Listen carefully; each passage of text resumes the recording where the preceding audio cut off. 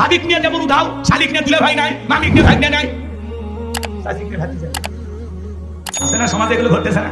মা বোনদের আবার সন্দেশের মা দুইটা পুরুষ হইলে 2 কিলোমিটার দূরে থাকবেন, একটা দেবর আর একটা দুলে ভাই, এরা হলো মৃত্যু তুল্য বিষাক্ত সাপের চাইতে ভয়ঙ্কর। কথা বলেন, সে যে কেন আসে না কিছু ভালো লাগে না। এবার আসুক তার আমি মজা দেখাবো। ভাইয়েরা যখন বিদেশে থাকে এলাকায় দেবরের আমদানি কমে না ভাই, ওরা স্লোগান দেয় ভাবি ভাইয়া তোমার বর, আমি যে দেবর ভেবে দেখো ভাবি কার কত দাবি, হারিয়ে গেছে মালয়েশিয়ায়, আমি তো দেশে আসি। কথা কন কথা কন, শুধু পাইলে ভাবি দরকার ডাক দিয়ে বলে ভাবি আপনার চেহারার দিকে তাকালে মনে হয় না যে আপনার বিয়ে হয়েছে, বিয়ে না হলে ভাবি ডাকিস কারে এ বদমাইশ। কথা কথা ভাবি যদি দিনদার নেককার আল্লাহওয়ালা হইতো ওটাকে বলতে কুল্লিল মুমিনিনা কুতুনা মিন আবসারিহিম, আল্লাহ বলেছেন মুমিন পুরুষের দৃষ্টি থাকবে নিচের দিকে, আমাকে দেখার অধিকার তোর ভাইয়ের আছে, তোর জন্য আমাকে দেখা জায়েজ না। কিন্তু ভাবিদের ডিজিটাল মনান মা বোনদের আবার সন্দেশের মা দুইটা পুরুষ হইলে 2 কিলোমিটার দূরে থাকবেন, একটা দেবর আর একটা দুলে ভাই, এরা হলো মৃত্যু তুল্য বিষাক্ত সাপের চাইতে ভয়ঙ্কর। কথা বলেন, মাঝে মাঝে খবরে দেখেন না ভাবিক নিয়ে দেবর উধাও, শালিক নিয়ে দুলে ভাই নাই, মামিক নিয়ে ভাগ্নে নাই, শালিক নিয়ে ভাতিজা আছে না সমাজে, এগুলো ঘটতেছে না? আজকে পরকীয়ার অভিশাপে সমাজটা সয়লাভ হয়ে গেছে শুধুমাত্র নারীদের এই ব্যাপারটা চলার কারণে। কথা কন, মা বোনদের আবার সন্দেশের মা মন খারাপ করবেন না। আজকে সমাজ সবচাইতে বেশি নষ্ট করেছে এই মোবাইল, এটা আজ মোবাইল। কথা কথা আপনারা এই মোবাইল যুব সমাজ কি যে পাইছে রে ভাই, সারা রাত জায়গা জায়গা ঘরে দরজা লাগাইয়া ল্যাপের ভিতরে কম্বলের ভিতরে মোবাইল, অনলাইনে ফ্রি ফায়ার পাবজি পাবজি সব খেলে, জুয়া খেলে পাগল হয়ে যায়। কথা কন, আপনাদের এলাকা বসে ফ্রি ফায়ার নাই? আছে, অনলাইনে জুয়া আছে, কে কে খেলি আমরা হাত তুলি তো, সাহস আছে? ঘরের দরজা বন্ধ করে অশ্লীল ভিডিও দেখে। এই মোবাইলের ওজন কম, কিন্তু মোবাইলের মাধ্যমে পাপের ওজনটা অনেক বেশি। এ যুবক, তুমি মোবাইলে ঘরের দরজা বন্ধ করে একা একা ভিডিও করতেছো, ভিডিও দেখতেছো, উল্টা পাল্টা দেখতেছো, অশ্লীল নোংরা গান বাজনা শুনতেছো, পৃথিবীর কেউ দেখতেছে না, একদম দেখেন তিনি কি। জোরে বলেন কে? সাবধান সাবধান।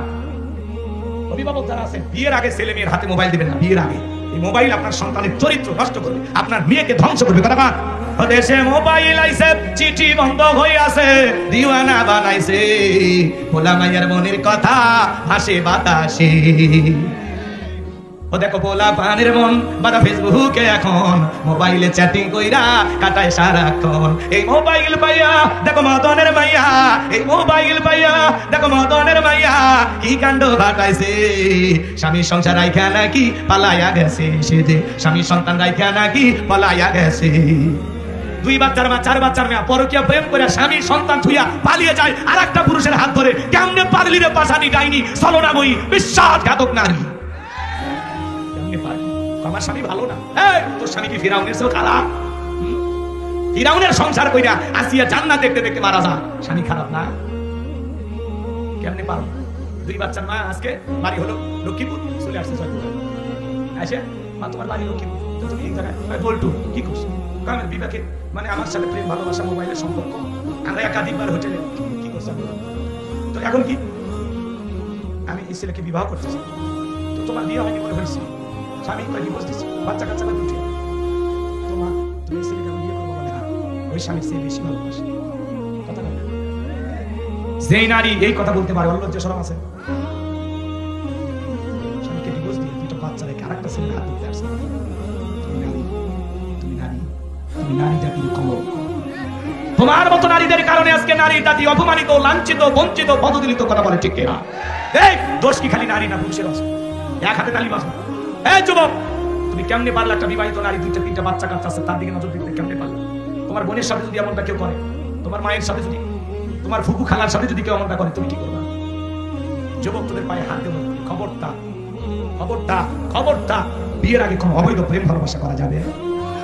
আল্লাহ যুবকদের হেদায়েত দান করুন। একটু চিল্লা বলেন আমিন। ভাই, দেশে নারীর অভাব নেই। কোন একজন মুসলমান ভাই বিয়ে করেছে, তার বইয়ের দিকে তোমার নজর, তোমার কি আল্লাহর ভয় নাই?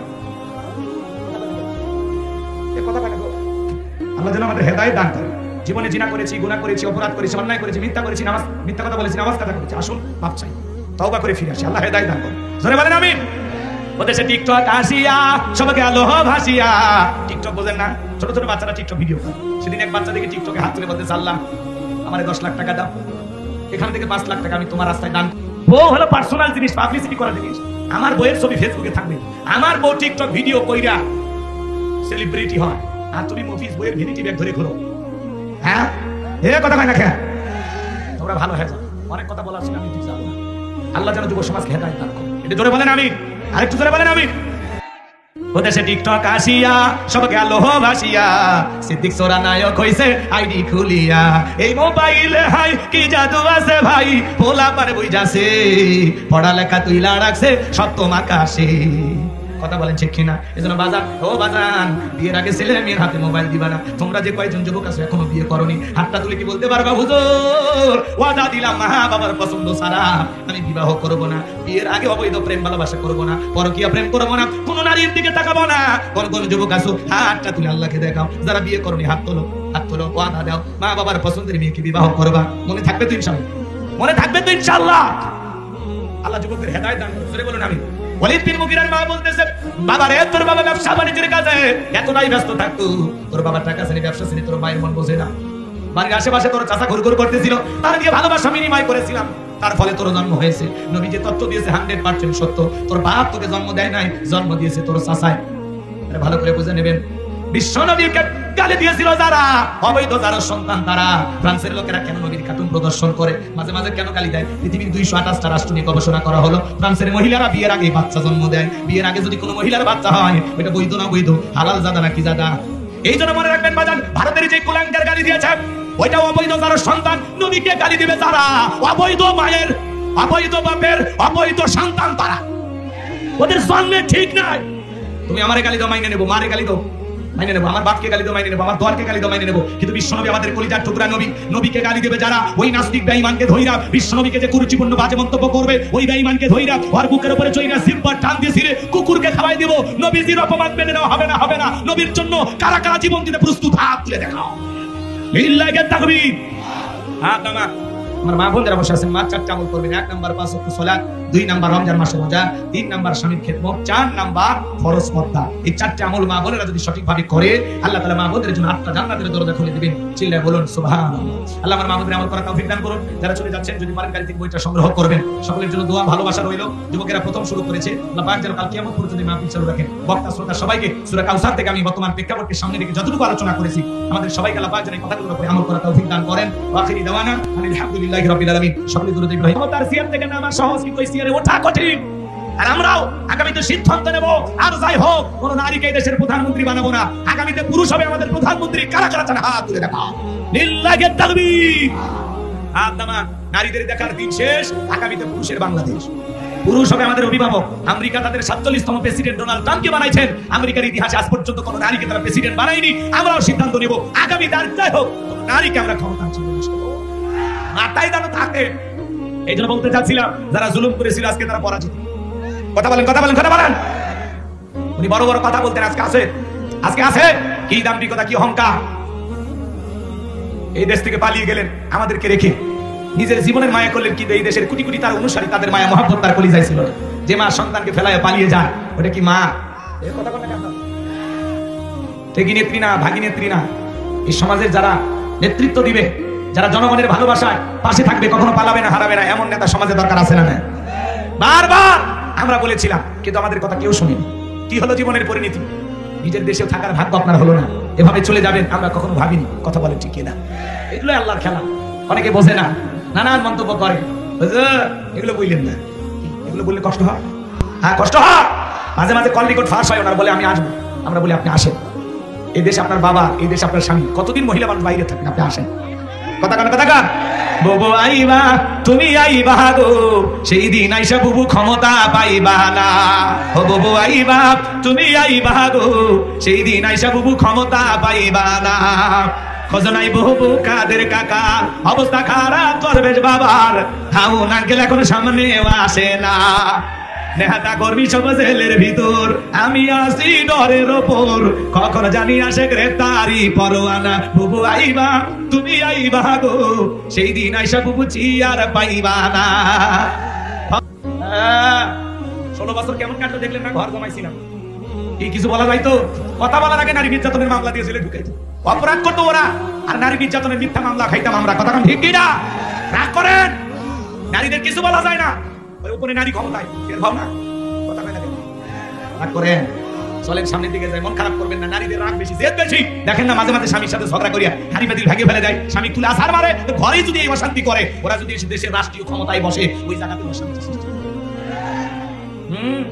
সতীনের রাজনীতি আমরা দেখতে চাই না, আমরা বন্ধুত্বের রাজনীতি দেখতে চাই, যে রাজনীতিতে কোনো কাদা সরাসরি নাই, যেখানে চর্চা আছে, শিক্ষা আছে। কথা বলে ঠিক কিনা? একে অপরকে বুকে টানবে, হিংসা করবে না। কথা বলে সমাজে আমরা পরিবর্তন চাই, নতুন সূর্যের উদয় হবে। বারবার রক্ত দিয়ে এভাবে আর চাঁদাবাজ, টেন্ডারবাজ, দুর্নীতিবাজ, দুর্ধার্ষ ডাকাত, লুটতারাস এদেরকে আর ক্ষমতার চেয়ারে বসানো যাবে? ভালো মানুষ দরকার, সৎ মানুষ। সৎ মানুষ দরকার, যারা এই দেশটাকে মহব্বত করে, ভালোবাসে, যারা জনগণের আমানত সঠিকভাবে রক্ষা করবে। কথা বলেন ঠিক কিনা? আমার ভাইরা, আপনারা মনে হয় মন খারাপ করছেন। আমার নবী ডেকে বলে, বেলাল, ইসলামের অবস্থা এখন ভালো না, কালেমা পড়েছো, আপাতত প্রকাশ করা যাবে না। এজন্য ভাইরা আমার, আমি বললাম ইসলামের অবস্থা সবসময় ভালো থাকে না। আজ তাম পৃথিবীর জমিনে মুসলমানের রক্ত দিয়া জালিমেরা খেলা করে বাজান, সেই কথাটা আমি আপনাদের সামনে একটু তুলে ধরলাম। এবার সামনের দিকে যায়, বেলাল ডেকে বলে, নবী গো, আমার জীবনের কোনো দাম নাই। আমার গরিব ভাইকে বলেছিলাম উটুম্বা ছাগল পেশাব পায়খানা করে দেয়, ওই ঘরে থাকতে আমার বড় কষ্ট হয়। বলে, বেলাল, উটুম্বা ছাগলের দাম আমার কাছে আছে, কিন্তু তোর মতো কালো হাসি বেলালের দাম আমার কাছে নাই। নবী গো, আমার জীবনের কোনো দাম নাই। আমার মনি ভাইকে বলেছিলাম উটুম্বা ছাগল পেশাব পায়খানা করে দেয়, এই ঘরে থাকতে আমার বড় কষ্ট হয়। উল্টো আমারে বলে, উটুম্বা ছাগলের দাম আমার কাছে আছে, কিন্তু তোর মতো কালো হাসি বেলালের দাম আমার কাছে নাই। নবী, আপনি শুধু দোয়া করেন মৃত্যু পর্যন্ত যেন কালেমার পথে দিকে থাকতে পারি। এই কথা বলে হযরত বেলাল চলে গেলেন। পরদিন সকালবেলা সূর্য উদয় হয়ে গেছে, হযরত বেলাল দরজা খোলে না। অন্যান্য চাকর যারা আছে আলিশ চলে গেছে মায়ের কাছে, যা বলি, নেতা, এখন পর্যন্ত বেলাল দরজা খোলে নাই, তাই নাকি? বলে, হ্যাঁ ঠিক আছে, চলো দরজায় ডাকতে। বেলাল দরজা খোল। হযরত বেলাল দরজা খোলে না, জোরে করে ধাক্কা মারছে। যখন দরজা খুলে গেছে, তখন এইবার মায়ের তাকায় দেখে, সেই রাত্রিতে হযরত বেলাল কালেমা পড়ে মুসলমান হয়েছে। ওই রাত্রিতে একটা উটুম্বা ছাগলের কাছে কোনো পেশাব পায়খানা নাই। জোরে বলেন মারহাবা। এইবার ওমায় ডেকে বলে, এই বেলালের বিরুদ্ধে তোমরা মিথ্যা অভিযোগ দাও, তোমরা যখন ঘুমাচ্ছিলে বেলাল তখন ময়লা পরিষ্কার করেছে, তাকায় দেখো না একটা উটুম্বা ছাগলের কাছে কোনো পেশাব পায়খানা না যায়। যাও যাও যাও, তোমরা নিজেদের কাজ করো। ওদেরকে দাঁড়িয়ে দিলেন। এইবার একবার দুবা করে বেলালের কাছে চলে গেলেন। হযরত বেলাল দেয়ালে পিঠটা লাগাইয়া জিহ্বা নাড়ায় আল্লাহ তাআলার জিকির করতেছে। এবার হালকা করে হযরত বেলালকে ধাক্কা মারছেন, যখন জবান দিয়ে কালেমার আওয়াজ বের হয়েছে, তখন আল্লাহু আকবার বল। কালেমা শোনার সঙ্গে সঙ্গে উমাইয়া ডেকে বলে, বেলাল, তোর জবান দিয়ে কি শুনলাম, তুমি কি মুসলমান হয়েছো? হযরত বেলাল ডেকে বলে, মুসলমান হয়ে যারা মিথ্যা কথা বলতে পারে না তারা ওয়াকুলু কাওলান সাদীদা। আমার ভাইয়েরা, আমি যে কথা বলতে চাচ্ছিলাম, হযরত বেলাল ডেকে বলে, মুস্তাকাল্লাহ প্রীতি নবীর হাতে হাত রেখে আমি কালেমা পড়ে মুসলমান হয়েছি। এইবার উমাইয়া ডেকে বলে, বেলাল, উটুম্বা ছাগলের মালিক বানায় দিব, থাকার জন্য ভালো করে ব্যবস্থা করে দেব। হযরত বেলাল ডেকে বলে, উমাইয়া রে, দুনিয়ার পার্থিব সম্পদের বিনিময়ে বেলাল তার ঈমান বিক্রি করবে। আল্লাহু আকবার। এইবার ডেকে বলে, বেলাল, আমার কথা না শুনলে বড় নেতা আবু জেলকে খবর দেব। হযরত বেলাল ডেকে বলে, কোন বড় নেতা ছোট নেতা এখন কাউকে গুনার টাইম নাই। আমি দুনিয়ার কোন আবু জেলকে ভয় করি না, আমি ভয় করি আমার আল্লাহকে। আল্লাহু আকবার।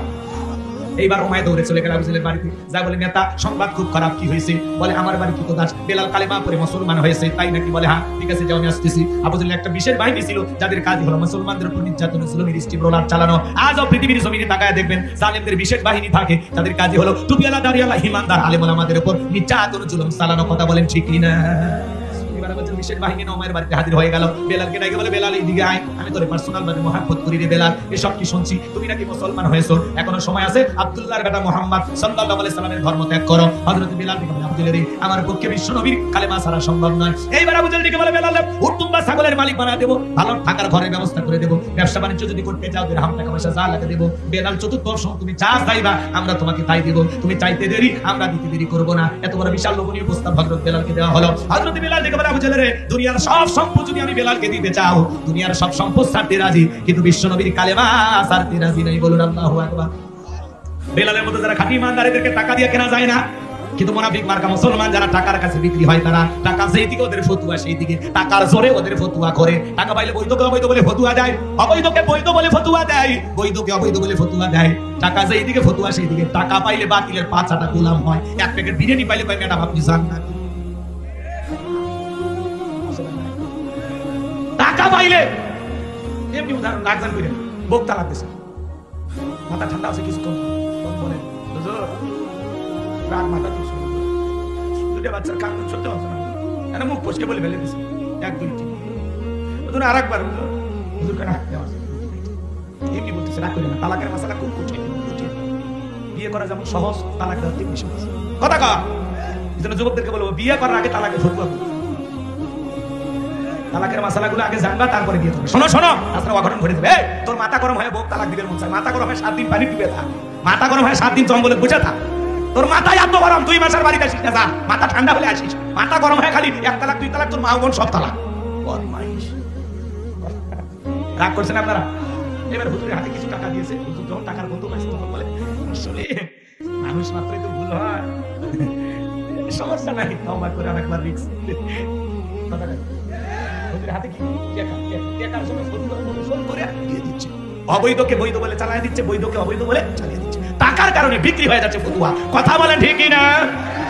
খবর আছে, খবর আছে, সাবধান হয়ে যাও। সামনের দিকে যাই ভাইরা আমার। হযরত বেলালের কথা শোনার পরে আবু সাইদ বলে, বেলাল এত বড় লোভনীয় প্রস্তাব দিলাম, রাজি হইলা না? সোজা আঙ্গুলে ঘিউ না উঠলে আঙ্গুলে একটু বাঁকা করা লাগবে। এই কথা বলে যুবকদেরকে লিলি দিলে চাবুক দিয়ে পিটাও। হযরত বেলালকে চাবুক দিয়ে পিটানো শুরু হয়ে গেল। চাবুক দিয়ে পিটাইতে পিটাইতে কালো চামড়াগুলো ফেটে রক্ত ঝরা শুরু হয়ে গেল। এরা যত জোরে চাবুক মারে বেলাল তত জোরে আল্লাহর নামের জিকিরি করে। চাবুক দিয়ে পিটাইতে পিটাইতে কালো চামড়াগুলো ফেটে রক্ত ঝরতেছে। আবু সাইদ বলে, বেলাল চাবুক দিয়ে মারতে মারতে কালো চামড়াগুলো ফেটে রক্ত ঝরতেছে, তারপরে কি নবী মুহাম্মাদের কালিমা ছাড়বি না? হযরত বেলাল দিকে বলে, আবু সাইদ রে মারতে মারতে যদি মেরেও ফেলে দাও, জীবনটা দিতে রাজি, নবীজির কালেমা ছাড়তে রাজি নাই। আল্লাহু আকবার। এবার হযরত বেলালের পায়ে রশি লাগানো হলো। আবু সাইদ বলে, পায়ে রশি লাগায় উঠে পায়ের সঙ্গে বাঁধো। বরফের উত্তপ্ত বালিতে শেষরায় গরম, আরবের বালিগুলো এত গরম সাল দিলে মুড়ি হয়ে যায়, এত উত্তপ্ত গরম বালিতে হযরত বেলালকে শেষরায় ঘোরা হলো। বাজাম বাবলা গাছের কাটাগুলো জিহ্বার ভিতরে পিরিগের মতো মারা গেল। বিকেল বেলা নিয়ে এসে বলে, বেলাল চাবুক দিয়ে পিটাইলাম, পায়ে রশি লাগাইয়া শেষরায় ঘুরলাম রে বেলাল, তারপরে কি নবী মুহাম্মাদের কালিমা ছাড়বি না? হযরত বেলাল দিকে বলে, আবু সাইদ রে মারতে মারতে যদি জীবনটা চলে যায়, বেলালের নিঃশ্বাস থাকবে যতদিন, বেলাল কালেমার পথে টিকে থাকবে ততদিন। বলুন আল্লাহু আকবার। ইসলামের প্রথম মুয়াজ্জিন বেলাল, নির্যাতন জুলুম করা হলো। এবার আবু সাইদ দেখে বলে, যুবকের দল যাও, বিশাল বড় একটা পাথর নিয়ে আসা বেলালের বুকের উপরে চাপায়া দাও। বিশাল বড় একটা পাথর নিয়ে আসা হযরত বেলালের বুকের উপরে চাপায়া দিয়ে কাফেররা চলে গেল। আবু জেহেল মনে করলো পাথরের চাপার আঘাতে বেলাল মারা যাবে, এই কথা ভেবে কাফেররা চলে গেল। হযরত বেলালের বুকের উপরে বিশাল বড় পাথর, এরপরে জিব্বানারা জিকিরি করে কার? এ বাবাজিরা, যুবক ভাইরা, আপনাকে আমাকে জিকিরি করার জন্য তো কেউ মারে না, পেটে না, তারপরে আমরা কপাল করে আল্লাহর জিকিরি করি না। হাদিস শরীফের ভিতরে আসছে, যার জিহ্বাটা আল্লাহর জিকিরে তরুতাজা থাকবে, আল্লাহর জিকিরে ভিজা থাকবে, ওই জিহ্বাওয়ালা মানুষ কোনোদিন জাহান্নামের আগুনে জ্বলবে না। চিৎকারে মেরে বলুন সুবহানাল্লাহ। জিবরাইল একদিন আসলেন, নবীকে জানিয়ে দিলেন, নবী গো, আল্লাহর কোন গোলাম যদি আল্লাহর ভয়ে 2 ফোঁটা চোখের পানি ফেলায় কান্না করতে পারে, ওই 2 ফোঁটা চোখের পানি এত দাম, এত দাম, ওই 2 ফোঁটা চোখের পানি তার জাহান্নামের আগুনকে নিভায়া দিতে পারে। এজন্য বাজান, হাঁটতে হাঁটতে জিকির করা যায়, বসে থাকলে জিকির করা যায়, মাঠে কাজ করতে করতে জিকির করা যায়, দোকানদারি ব্যবসা বাণিজ্য করতে করতে জিকির করা যায়, অফিসের কাজে বসে বসে আল্লাহর জিকির করা যায়। সব সময় জবানে জিকির চালু রাখবো, সুবহানাল্লাহ, আলহামদুলিল্লাহ, আল্লাহু আকবার, লা ইলাহা ইল্লাল্লাহ, সুবহানাল্লাহি বিহামদিহি, সুবহানাল্লাহিল আযীম। সব সময় জবানে জিকির চালু থাকবে। তার আল্লাহ বলেন, ফাদকুরুনি আযকুরুকুম ওয়াশকুরুনি ওয়ালা তাকফুরুন, তোমরা আমারে স্মরণ করো, আমি আল্লাহ তোমাদেরকে স্মরণ করব, কৃতজ্ঞতা প্রকাশ করো, অকৃতজ্ঞ হয়ো না। তাহলে সব সময় জবানে জিকির চালু রাখবো। কার? হযরত বেলাল জিহ্বা নাড়াইয়া আল্লাহর জিকির করেন, চোখের কোনা দিয়ে পানি ঝরতেছে, আর দেখে বলেন, আল্লাহ, বুকের উপরে পাথর থাকার কারণে তোমার মতো মালিকের জিকির করতে বড় কষ্ট হয়। আল্লাহ, তুমি তো সেই আল্লাহ, ইব্রাহিমের জন্য যদি নমরুদের আগুনকে ফুলের বাগান বানায় দিতে পারো, ও আল্লাহ, তুমি কি পারো না বেলালের বুকের পাথরটাকে তুলার মতো নরম বানায় দিতে? হযরত বেলাল দোয়া করতে দেরি, আসমানের মালিক আল্লাহ দোয়া কবুল করতে দেরি করে নাই, বেলালের বুকের পাথরটাকে আমার আল্লাহ তুলার মতো নরম বানিয়ে দিয়েছেন। বলুন সুবহানাল্লাহ। বেলালের নিঃশ্বাসের সাথে পাথর ওঠে, আর নামে বলুন আল্লাহু আকবার। আশিক রাসূল বেলাল, নবীর পাগল বেলাল, নবীকে কতটা ভালোবাসতেন জানেন? বিশ্ব নবী যখন মক্কা নগরীতে পথ চলতো, বেলাল একবার ডানে যায়, একবার বামে যায়। আমার নবী বলে, বেলাল বুঝিন একবার ডানে আর একবার বামে, কারণটা কি? হযরত বেলাল দেখে বলে, নবী, আপনি কালিমার দাওয়াত ইসলামের প্রচার প্রসার করেন, ওই কাফিরগুলো আপনার শত্রু, আপনাকে টার্গেট করে যদি তীর নিক্ষেপ করে গো নবী, ওই তীরটা যেন সর্বপ্রথম আমি বেলালের বুকের বাম দিকে যাই গো নবী। ওরা যদি বাম দিকে তীর নিক্ষেপ করে, ওই তীরটা যেন সর্বপ্রথম আমি বেলালের বুকের ভিতরে ঢুকি। আমি বেলাল মারা গেলে ইসলামের ক্ষতি হবে না, আপনি নবী মারা গেলে ইসলামের মাথা উঁচু করে সামনের দিকে দাঁড়াতে পারবে না। চিৎকার মেরে বলুন আল্লাহু আকবার। নিজের জীবনের বিনিময়ে রাখতেন বেলাল বিশ্বনবীকে। সেই বেলালের উপরে নির্যাতন জুলুমের কথা যখন বিশ্বনবীর কান পর্যন্ত পৌঁছে গেল, আমার নবী ডেকে বলে, আবু বকর, বেলালের কষ্টের কথা আমার সহ্য হয় না, যাও যাও তুমি আমার বেলালের জন্য একটা কিছু করো। হযরত আবু বকর সিদ্দিক রাদিয়াল্লাহু তাআলা আনহু কয়েক গুণ দাম বেশি দিয়া গোলামের জীবন থেকে হযরত বেলালকে আযাদ করলেন, মুক্ত করলেন। বলুন আল্লাহু আকবার। এই যখন ইসলামের অবস্থা, একদিকে সন্তান হারানোর ব্যথা, কাফিরদের সমালোচনা, সাহাবায়ে কিরামদের উপর নির্যাতন জুলুম, এইজন্য নবীর মনটা ভীষণ খারাপ। নবীর যখন মন খারাপ, নবীকে সান্ত্বনা দেওয়ার দায়িত্ব কার? আরেকটু জোরে বলেন কার? আমার আল্লাহ ডেকে বলে, জিবরাইল, আমার বন্ধুর মা নাই, বাবা নাই, আমি সারা আমার বন্ধুর কেউ নাই রে জিবরাইল। আমার বন্ধুর মনটা হয়েছে বাড়ি, আমি আল্লাহ সইতে নাহি পারি, লাহু মাহফুজ থেকে সূরা কাউসার নিয়ে যা, আমার বন্ধুর উপরে নাজিল করা তাড়াতাড়ি। চিৎকার মেরে বলুন আল্লাহু আকবার। আমার নবী ডেকে বলে, আনাস আমার মনটা কেন খারাপ তোমরা জানো, আমার কান্না করার কারণ তোমরা জানো, কিন্তু আমার মুস্কি হাসি দেওয়ার কারণ হলো এই মাত্র আসমান থেকে জিবরাইল এসে আমার উপরে সূরা কাউসার নাযিল করলো। নবী তখন হাসতে হাসতে সাহাবায়ে কেরামদের সামনে তেলাওয়াত করে শুনিয়ে দিলেন, ইন্না আ'তাইনাকাল কাউসার ফাসাল্লি লিরাব্বিকা ওয়ানহার ইন্না শানিয়াকা হুয়াল আবতার। আল্লাহু আকবার। এক নম্বর আয়াতে আল্লাহ বলেন, ইন্না আ'তাইনাকাল কাউসার, অবশ্যই আমি আল্লাহ পাক আপনাকে হাউজে কাউসার দান করেছি। এই পৃথিবীর অন্য কোন পয়গম্বরকে আল্লাহ পাক হাউজে কাউসার দান করেন নাই, আপনার আমার নবীকে আল্লাহ পাক হাউজে কাউসার দান করেছেন। ইন্না আ'তাইনাকাল কাউসার, অবশ্যই আমি আল্লাহ পাক আপনাকে হাউজে কাউসার দান করেছি। নিশ্চয়ই আমি আল্লাহ পাক, নিশ্চয়ই আমি আল্লাহ পাক আপনাকে হাউজে কাউসার দান করেছি। এই হাউজে কাউসার আল্লাহ পাক বিশ্ব নবীকে গিফট করেছেন। সুবহানাল্লাহ বলেন, ইন্না আ'তাইনাকাল কাউসার, অবশ্যই আমি আল্লাহ পাক আপনাকে হাউজে কাউসার দান করেছি। এই হাউজে কাউসারের পানি মধুর চাইতে মিষ্টি, দুধের মতো সাদা, পানির চাইতে ক্লিয়ার। ওই কঠিন কিয়ামতের ময়দানে যেদিন বিচার দিবস কায়েম হয়ে যাবে বাজান, বিচার দিবসের একদিন হবে 50,000 বছরের সমান। ওই কঠিন কিয়ামতের ময়দানে যেদিন সূর্য হাত মাথার উপরে চলে আসবে, বেঈমানদের জিহ্বা কুকুরের মতো ঝুলে আসবে নাভি পর্যন্ত, যেদিন পাহাড় পর্বত নদী নালা খাল বিল বিল্ডিং আবার কোনো কিছু থাকবে না। সংখ্যায় আমি আমার অনেক উন্নতি দেখতে পাইলাম, কেন জানি সংখ্যাটা কমে গেল। আমার আল্লাহ ডেকে বলে, বন্ধু পাইকারি দরে আপনি সবাইকে হাউজে কাউসারের পানি পান করাইতে পারবেন না। দুনিয়ার জীবনে দুইটা অপরাধ করেছিল যারা, আজকে হাউজে কাউসারের পানি পাবে না তারা। কয়টা অপরাধ ধরে বলেন? ওই দুইটা অপরাধ আপনার আমার ভিতরে থাকতে পারে কিনা জানার দরকার আছে না নাই? নবী যে হাউজে কাউসারের পিয়ালা নিয়ে দাঁড়িয়ে আছেন, শুনেন শুনেন শুনেন শুনেন। হযরত আবু বকর সিদ্দিক রাদিয়াল্লাহু তাআলা পিয়ালাগুলো ভরায় দিবেন, মাঝখানে দাঁড়িয়ে থাকবেন হযরত ওমর বিশ্বনবীর হাতে দিবেন, আর নবীজি তার আদরের উম্মতদেরকে খুঁজে খুঁজে কিয়ামতের ময়দানে হাউজে কাউসারের পানি পান করায় দিবেন। বলেন সুবহানাল্লাহ। নবীজির হাতে এক পেলা হাউজে কাউসারের পানি যদি পান করতে পারেন, জান্নাতে ঢোকা পর্যন্ত আপনার তৃষ্ণা লাগবে না, তৃষ্ণা মিটে যাবে। নবীজির হাতে কারা কারা হাউজে কাউসারের পানি পান করতে চান? দুইটা হাত তুলে আল্লাহকে দেখা। আল্লাহ আমাদের সবাইকে নবীজির হাতে হাউজে কাউসারের পিয়ালার পানি পান করার তৌফিক দান করুন। একটু জোরে বলেন আমিন। আরো একবার বলুন আমিন। আল্লাহ আল্লাহ কিয়ামতের ময়দানে আমাদের সবাইকে নবীজির হাতে এক পেয়ালা হাউজে কাউসারের পানি পান করার তৌফিক দান করি। জোরে বলেন আমিন। আল্লাহ আল্লাহ ওই তালিকায় আমাদের নামগুলো লিখুন। আপনার কারো কাছে কৈফিয়ত দেয়া লাগবে। আল্লাহ একটু দয়া করো মালিক, একটু দয়া করো।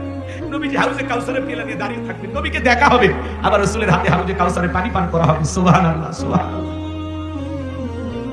চাইলেন আর ফাইলেন অতি সহজ, কাজ করা লাগবে না। এদিক শোনে, আমি আসলাম আপনাদের এলাকায়, একটা ছেলের হাতে কিছু চকলেট দিল, উদাহরণ কথা বোঝানোর জন্য। ওই ছেলেটার হাতে চকলেট দিয়ে বলে, বাবা এক কথা পানি আনে দাও, একটু ওযু বানাবো।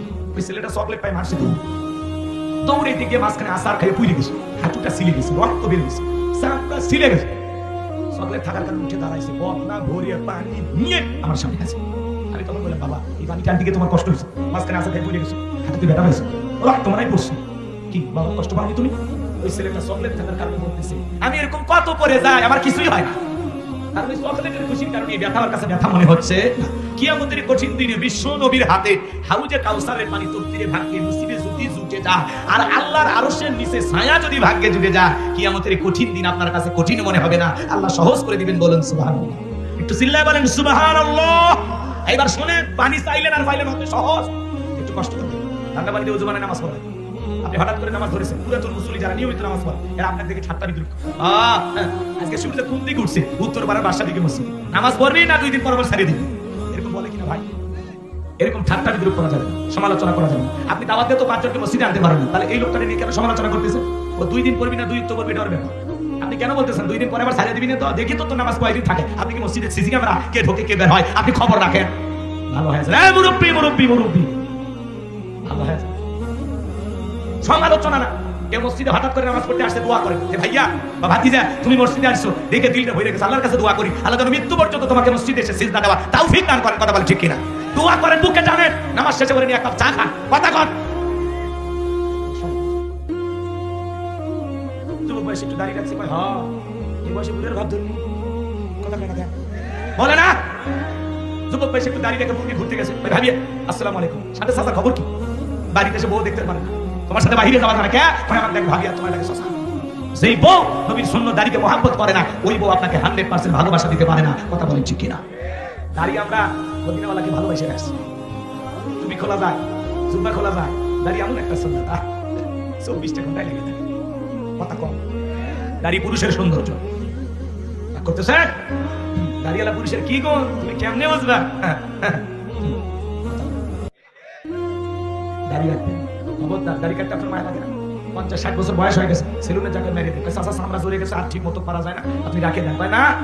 পরিমাণ কথা নেই, চামড়া প্লাস দিয়ে টানিয়ে সেভ করে দেয়, তার দাড়ি থয় না। এরকম হাইব্রিড শয়তান রূপী মানুষ আছে না? না, বয়স হয়ে গেছে, তার দাড়ি চলছে। কিছু সময় মানুষ 5-6 দিনের অসুস্থ হয়ে থাকে,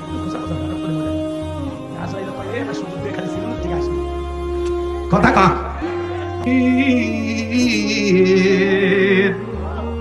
সূরা আনআম আয়াত নাম্বার 162 আল্লাহ রাব্বুল আলামিন জানিয়ে দিলেন, নবীজি আপনি বলুন, আমার নামাজ, আমার কুরবানি, আমার জীবন, আমার মরণ লিল্লাহি রাব্বিল আলামিন, আসমান জমিনের প্রতিপালকের জন্য। তাহলে মুমিন জীবনের সব ইবাদত হবে একমাত্র আল্লাহ তাআলাকে রাজি খুশি করার জন্য। কথা বলেন ঠিক কি না? কদ আফলাহাল মুমিনুন আল্লাযীনা হুম ফি সালাতিহিম খাশিউন, অবশ্যই মুমিনরা সফল যারা নিজেদের সালাত বিনয়ের সহিত নম্রতার সহিত আল্লাহর ভয় নিয়ে আদায় করে। আল্লাহর ভয়ে সালাত আদায় করার দরকার আছে না নাই? এজন্য আল্লাহ তাআলা বলেন ফাসাল্লি লিরাব্বিকা ওয়ানহার, এক নাম্বার হলো রবের উদ্দেশ্যে সালাত আদায় করা লাগবে। নামাজ যদি নামাজের মতো আদায় করতে পারেন, আমার আল্লাহ তাআলা ডেকে বলেন ফালিয়াবুদু রাব্বা হাযাল বাইত আল্লাযী আত'আমাহুম মিন জু' ওয়া আমানাহুম মিন খাউফ। আল্লাহ তাআলা ডেকে বলেন এই ঘরের মালিকের ইবাদত করো। ইবাদত যদি ইবাদতের মতো হয়, বান্দা নামাজ যদি নামাজের মতো আদায় করতে পারো, আমি আল্লাহ তোমাদেরকে দুইটা জিনিস দেব। এক নাম্বার, বান্দা যে বান্দা 5 ওয়াক্ত সালাতে মাথা নত করে আমি আল্লাহকে সিজদা দেবে, এক নাম্বার ওই বান্দার জন্য আমি আল্লাহ রিজিকের ব্যবস্থা করব। বলুন সুবহানাল্লাহ। আপনাদের এলাকায় প্রাণী বের হয় রাত 1টা-2টা থেকে খুব হয়ে আসিলাই, ওর নাম শিয়াল পণ্ডিত। বলেন তো বাজান, ওর নামে কি আপনাদের এলাকায় মুরগির হোটেল আছে? ব্যাংকের অ্যাকাউন্টে টাকা আছে, ওরে খাওয়াই কে? পাখি সকালবেলা খালি পেটে নিচ থেকে বের হয়ে যায়, সন্ধ্যাবেলায় ওই পাখির পেটটা ভরে বাসায় ফেরত আসার ব্যবস্থা করে দেয় কে? আল্লাহ যদি পাখিকে খাওয়ায়, শিয়ালকে খাওয়ায়, পৃথিবীর এত মাখলুককে খাওয়ায়, আমরা হলাম আশরাফুল মাখলুকা, আল্লাহকে আমাদের না খাওয়ায় রাখবেন? রিজিক দেওয়ার মালিককে বলেন বলেন বলেন ওয়ামা মিন দাব্বাতিন ফিল আরদি ইল্লা আলাল্লাহি রিজকুহা। আল্লাহ সূরা হুদের ভিতরে জানায়া দিলেন পৃথিবীতে এমন কোন বিচরণশীল প্রাণী নাই যার রিজিকের ব্যবস্থা আমি আল্লাহ আসমান থেকে করি না। ওই আটলান্টিক মহাসমুদ্রের 33,000 ফিট গভীর অতল পানি নিচে থাকা ছোট্ট একটা প্রাণী, তার রিজিকের ব্যবস্থাও আমি আল্লাহ আসমান থেকে করি। বলুন সুবহানাল্লাহ। তাহলে নামাজের মতো আদায় করলে আল্লাহ তাআলা এক নাম্বার রিজিকের ব্যবস্থা করে দিবেন। যেই বান্দা 5 ওয়াক্ত সালাতে মাথা নত করে আল্লাহকে খুশি করবে, আল্লাহ ওই বান্দাকে না খাওয়ায় রাখবে না। 2 নাম্বার, আল্লাহ ডেকে বলে বান্দা জীবনে কোনো ভয় থাকবে না, সকল ভয় থেকে আমি আল্লাহ নিরাপত্তা দিব। এখন আপনার আমার জীবনে ভয় আছে না নাই? আক্কেলপুর থেকে আপনার বাড়িতে আসবেন, মনে মনে ভাবতেছেন আল্লাহ পকেটে 2 লাখ টাকা আছে, রাত 2টা বাজে, টাকা নিয়ে বাড়ি পর্যন্ত যাইতে পারবো নাকি ছিনতাইকারীর কবলে পড়ে টাকা ধান 2টা হারাবো? ভয় আছে না? না। মেয়েটা কলেজে গেল, একা একা ফিরবে নাকি? জামাই সাথীকে ফিরবে, ভয় আছে না নাই? মেয়েটা স্কুলে গেল, ভালোভাবে ফিরবে নাকি কারো লালসার শিকার হবে? ভয় আছে না নাই? দোকানে টাকা পয়সা সোনা দানা রেখে আসলাম, আরে টাকার পয়সা থাকবে নাকি সিসি ক্যামেরা সহ চুরি হবে? আপনার আমার ভয় আছে না নাই? বাংলাদেশে চুরি দুর্নীতি কমছে না বাড়ছে? এখনো চুরি হইতেছে, কথা কোন ঠিক কিনা?